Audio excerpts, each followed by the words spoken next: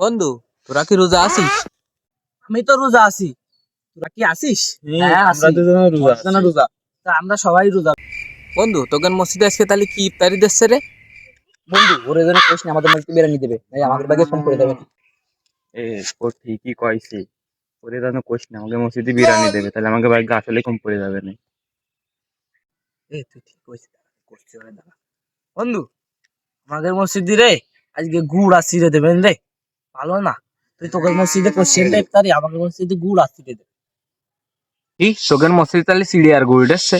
আচ্ছা বন্ধু, তাহলে তোরা চল আমাদের মসজিদে চল, যাসে নে আমাদের মসজিদে গোশ আর ভাত দিচ্ছে। তোরা চল একসাথে যাই ইফতারি করবানে, তাহলে আমাদের মসজিদে চল। আয়। দেখেছিস ও আমাকে নিয়ে কি ভাবে? ও কিন্তু আমাদের প্রকৃত বন্ধু। ও কিন্তু মিথ্যে কথা কইনি আমাদের মতন। ও আমাদের প্রকৃত বন্ধু, মিথ্যে কথা কওয়া আমাকে ঠিক হয়নি, ওটা সত্যি কথাই কই।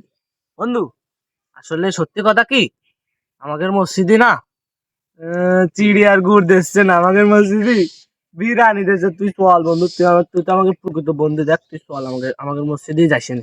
আমাদের মসজিদে বিরিয়ানি দেবে নে। ও গোশ ভাত খাওয়া লাগবে না, বিরিয়ানি খাওয়ানে চল, গরুর বিরিয়ানি।